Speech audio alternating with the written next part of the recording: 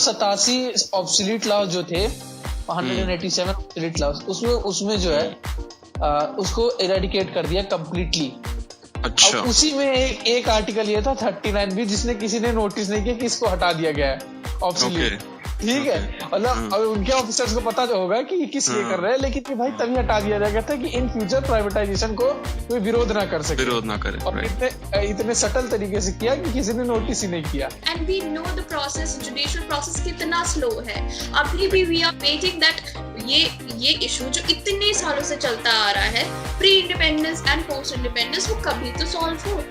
वो मतलब it is very obvious कि ये डिस्क्रिमिनेटरी है। No one raises voice for it. अगर हो भी जाए, मतलब हम सक्सेस हो जाए 2024 में या इवन 2028 तक भी, सो यहाँ से लोगों को उठा के वहाँ पे बसाना, या एक पर्टिकुलर सेक्शन ऑफ सोसाइटी जो कि बहुत रिच होगा उसको वहाँ पे बसाना, उसमें भी बहुत सारे टेक्निकलिटीज होंगे और बहुत सारी चीजें फेल हो सकती हैं। बहुत हाई पॉसिबिलिटी है, क्योंकि अगर तुम पैसा है, तुम चले भी गए, फिर भी वहाँ के एनवायरनमेंट तुम ऐसे, वो काइंड ऑफ एक सडन क्या बोलते हैं, एज अ शॉक आएगा बॉडी को, किसी की भी, और किसी भी ह्यूमन बीइंग के बॉडी के लिए बहुत हार्ड चीज होगी adjusting to the environment of moon, to the environment of Mars. देखो, एनआरसी एनपीआर में तुम कह सकते हो कि एक रिश्ता है, ठीक है, बट एनआरसी एनपीआर और सीए में कोई रिश्ता नहीं है। ये दो बहुत अलग अलग चीजें हैं, ठीक है। ये दोनों एनआरसी एनपीआर में है रिलेशनशिप, तुम कह सकते हो कुछ एक्सटेंट, ठीक है।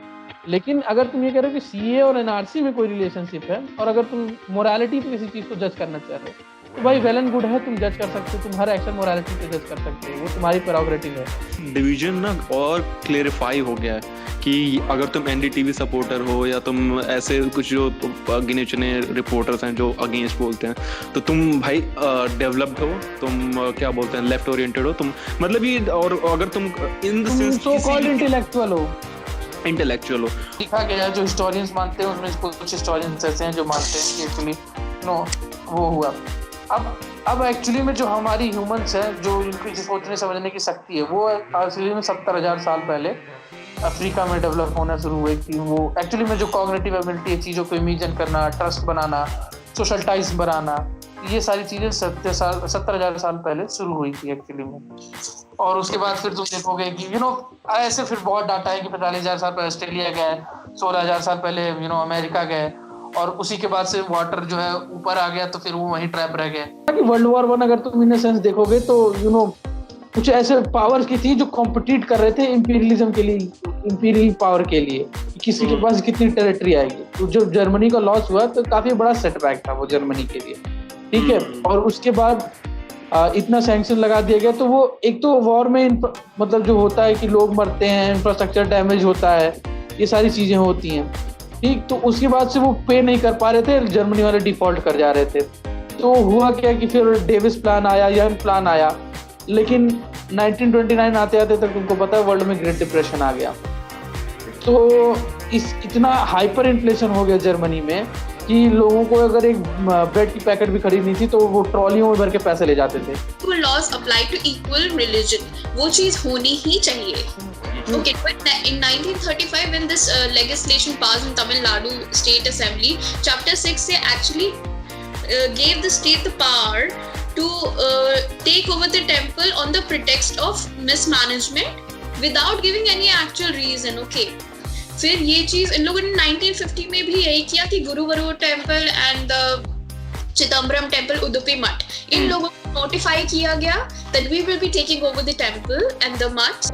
जब तुम्हारी आदत ही नहीं होती तो तुमको एक ही चीज समझ में आती है कि मैं सही, दूसरा गलत, मैं जो सोच रहा हूँ वो सही होगा।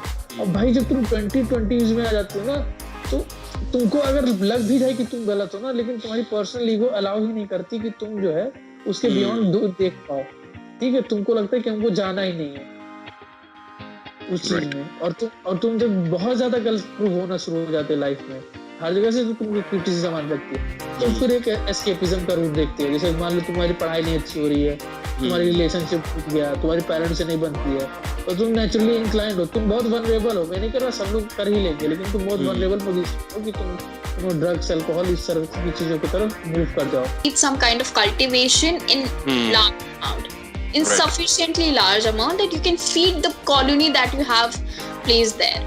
और उसके possible नहीं होगा. How many shelters and closed spaces you will build on Mars, and that taking the resources from the Earth.